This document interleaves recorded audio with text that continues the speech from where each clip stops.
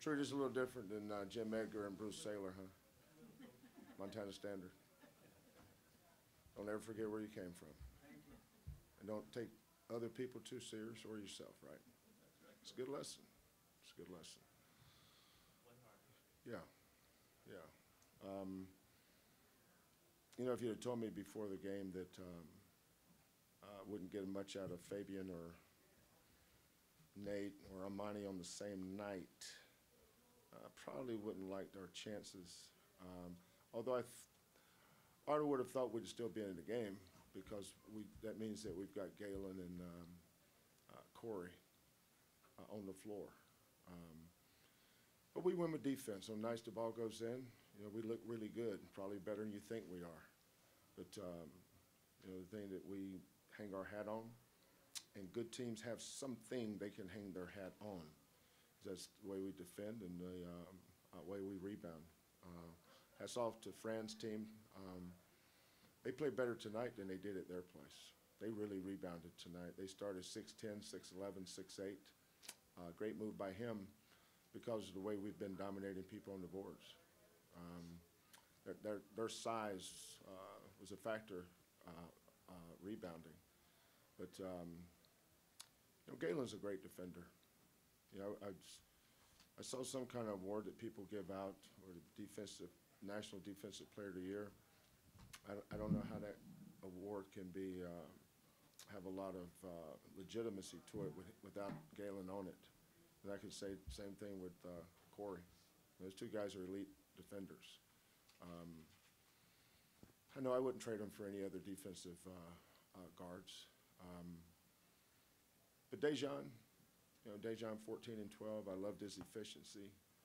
You know, he still gets a little crazy at times, but he's learning. You know, he's learning. Every day he gets a little better. We spend a lot of time with him on hitting singles. You know, he's Mark McGuire. He's Sammy Sosa. He's Barry Bonds. He's who's another home run hitter? No. Can we be a little more up to date than Ruth and Mantle? I mean, you guys don't know it. Ortiz. We got too many PED guys in there. Let's go somewhere else. But you guys get my drift, right? He's learning to make the simple play. You know, I always show my team a film every year on Tom Brady. And you say, well, why would you show a team on Tom Brady? Tom Brady leads the world in throwing for 300 yards and not making a completion past 3 yards. He dinks it, dunks it, dinks it, and dunks it. The dink guy catches it and runs for 27. The dunk guy catches it behind the line of scrimmage and runs for 38. Well, that's a 38-yard pass by Tom Brady. No, it's a 2-yard pass. He ran 36 yards. But those are the concepts that we're trying to get Dejan to understand. Is make the game simple. You know, hit singles. Don't know. He tried one crazy pass tonight that just made me want to go cross-eyed. But he was a very talented kid. You know, and you know he's learning how to play in games like this. And even though he's just a sophomore, he didn't play last year. You know, and he missed the first 9 games this year. So he's not a veteran. He's still feeling his way. But good team win. Corey and Galen's defense, though, I thought was the key to the victory. From the first game on January 9th, did y'all seem like y'all were a little bit more physical in this go-round, this second half? You know, I think y'all had 18 points in the paint in the second half. So it seemed like y'all were slashing and passing and, you know, driving to the basket a little bit more. Well, we were playing a lot harder. You know, basketball is not a complicated game. You know, if you play 25 games or 40 games or 30 games, you're not going to play great every night. You know, these guys aren't robots. They're not machines. They're going to have bad nights. And you know, if you look back, how many games have we played, Jeff? So we played 22 games. And people say, what happened in that one game? I don't know. We all of a sudden got human one night. That happens. So I don't expect us to be great every night from here on out either. You know, nights you're not great, and you play a good team, you can get beat. So, but I thought tonight our kids competed, and I thought Temple's kids really competed too. I thought it was two tough teams going at it. The free throw line, though, you know, going into the game, we're the #1 free throw shooting team in the league.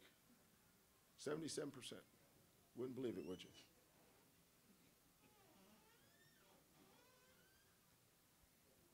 Now, if Corey shot all our free throws, we'd lead the world. But we got to mix and match some of those other guys in there that bring the average down to 77%. Where were you from the free throw line tonight, Dejan? Same like 3 for 3, 4 for 4, 1 up. Well, we should have got you there some. But you know, Fabian left 4 points there, and he's been shooting, I'm not mistaken, Jeff, he's been shooting right at 80%, hadn't he? Something like that. I mean, we're a good free throw shooting team. This is the first time we hadn't shot free throws well in a long time. But again, you know, they're human beings. They don't miss one. I've never had a kid try to miss. They all try to make it. Sometimes it goes in, sometimes it doesn't. Coach, does Dejan's ability to drive and get in the lane and his length, does that give you a different dimension? And how have you seen him grow off the court as well this year? Well, he's had a tough year. You know, he's battled through a lot of personal adversity that we've kind of been through together with him. And he's had to learn how to play winning basketball. There's a difference in playing basketball and playing winning basketball. You know, we win our way. You know, we're not taking the ball and throwing it up and let's see if we can outscore this team. You know, he's had to learn how to be a defender, a rebounder. He's had to learn to make the hockey assists, not always try to make the great play. But he's gotten better and better. But you know the most important thing he's done? He's learned how to practice. 90% of the kids I recruit have no concept, no idea how to practice. Not the way we practice, not the way that our culture demands. And once he learned to do that, his game has taken off. But he's just scratching his surface. You know, Dejan's become a good shooter. You know, we were 0 for 11 Sunday against Tulsa. The first 3 we made was Dejan snap one in there at the top of the key. He's getting better. Coach Quantas Weiss really done a great job developing Dejan's shot. If you have a question, raise your hand, please, so we can get mic to you. Dejan, if I'm not mistaken, it was 40, tied at 40, and you got one of your layups, and then on the opposite end, you get a block, and they kick it out to Corey, and he hits a 3. It seemed to be a moment or a stretch there where you guys were able to get some separation. Can you just kind of take us through that sequence there and kind of what it did for you guys? On the offensive end, I just kind of took what the defense gave me. They gave me a lane, so I just kind of took it. And on the defensive end, Coach preach defense all the time. And if you don't play defense, you ain't playing in the game. So I got beat on the cut, but he always talk about out hustling your mistakes. So I got that, and I just made a great play on the ball. And going down, Corey made a big shot, and that's what got the crowd into it. Hold up, we're filling the arena up and we can't get a padlock off the Coke machine? We're out of water. Was there any way I can get a Diet Coke, maybe? Holy smokes. You gonna bill it to my department, or? I was trying to get something to drink. I'm looking at all these Diet Cokes, and we don't have any water. What, is water free, and that the way it works? Dejan, how tough was that stretch for you early in the year when you weren't playing, and what did you learn from that and sort of take into the rest of the season?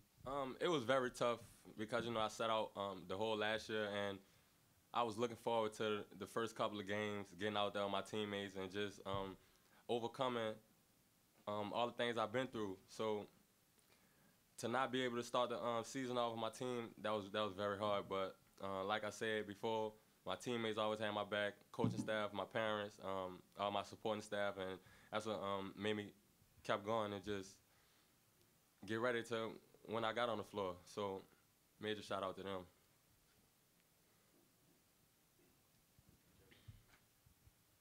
Corey, you had said early in the week that you had been thinking about this game quite a bit. To see how it turned out and to hit those free throws down the stretch, can you kind of what it means to at least, not so much the payback or revenge, but just to get a home quality win against a good opponent? Yeah, we came in this whole entire week honestly very focused.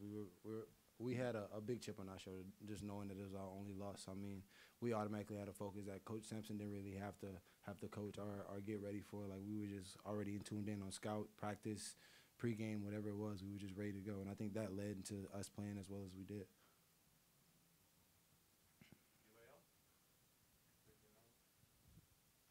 Corey, how much pride do you take as a backcourt overall in your defense, and what was the approach you guys took today to meet that challenge? Defense is the only thing that matters to me. I mean, that sounds very cliche, but it's that serious, because I know that literally can take you as far as you want to go. Everybody think basketball is an offensive game and it's about scoring and making great plays, but as like Coach said, basketball is a simple game, and defense is one of those key assets of basketball that can really take you a long way. So that's what I key on as much as I can. With the full week off, how do y'all plan on preparing for UCF upcoming? Well, this is I don't know if I look at stretches as harder than others.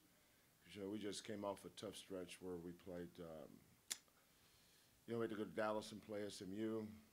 We had to go to, what was the other road game in that stretch? We had to go down to Tampa and play South Florida. Then yesterday or Sunday, we're in Tulsa playing those guys. You saw how good they are last night. That team could easily be 12-0 at home. Tulsa was up 6 with a minute to go with the ball against Cincinnati and just didn't win it. But that's a tough stretch. All those road games are tough. But now this next stretch presents another challenge. But have not seen UCF play this year. But I've seen their guys play. Their best players back, and B.J. Taylor. Taco's still there.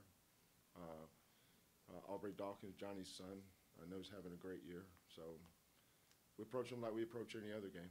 We'll get ready for them. But the other thing I'm proud of with these kids, and I want them to enjoy this journey. These opportunities just don't come along every day. Last year's team had a great year. But in my eyes, we've had 5 great years. Sometimes people evaluate or have an opinion on what they think is a great year, but the first team we had, that was a great year for those guys. Second year, we did a lot of great things. Third year, fourth year, but this team's never gone through this before. And I'm not talking about the record, that doesn't matter. It's just going through a season. It's a long season. People watch the games. These kids have been pounding that rock since June. June, July, August, September, October, November. We played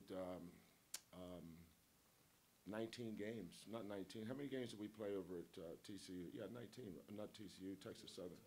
Played 19 games over at Texas Southern, and won them all. And we come over here and we're still winning. But I want them to embrace this and have fun with it. Everybody wants to talk about the tournament and that's the destination, man. It's not about the destination. Enjoy this journey. Enjoy your teammates, these brothers that you're with, and the memories that you're making. 10, 15 years from now, they may have a reunion. They come back, they talk about all this stuff. It's a memory. The other stuff is that really doesn't matter. We'll get to the tournament when the time comes. We'll win or we'll lose, and we'll go on down the road. But this thing that we're going through right now is, I think, is real special for these kids, and I really want them to enjoy it. Kelvin, what happened with Nate? Broke his nose. God, you should see the replay on that thing. That thing is swollen up. It was a nasty break. He'll get x-rayed tomorrow, but the doctor said it's broken. He could have come back in, but he couldn't get the bleeding to stop. He just couldn't get the bleeding to stop. And Monty was all discombobulated. He got the 2 fouls early, so he sits. I think he only played 5 minutes the first half, and then they were going at him. We had That's the thing. Cincinnati's got the most talented backcourt that we've seen. We played against a lot of good teams this year. This backcourt they've got is the most talented. You know, Louis Pierre is averaging almost 18 a game. Rose is averaging almost 18, and Austin's their leading scorer at 19. You know, they got three guys. You know, Corey and can only guard one of them. Galen can only guard one of them. So the one that they weren't guarding, that's who they went to, and it was Rose. Rose was, they were spacing the floor, they were running some false motion, and they would get him isolated in a spot, and he was just going. You know, and I thought Dejan did an outstanding job on him. Anytime you can force somebody to take 22 shots to get 26 points, that's okay. You know, it's like scoring 50 and shoot 48 times. You know, that's not usually going to beat you. If you have time, we have time for one more question. Corey, how have you seen Dejan grow since when he first came in as a transfer, and you know, last year to this year, and then did you give him any advice from your own experiences? Honestly, I think Dejan does a good job of just observing and learning on his own. Like Coach Sampson called him a firecracker when he first came in. Like he was just all over the place, just very eager. But he had a confidence about himself to learn, to just absorb everything that was going on. I think that's what's helping him as much as he's grown now, because he's learning under Coach Sampson, me, G. Like he's taking bits and pieces from everybody, and he's doing a good job of just adapting. And that's definitely a success right now.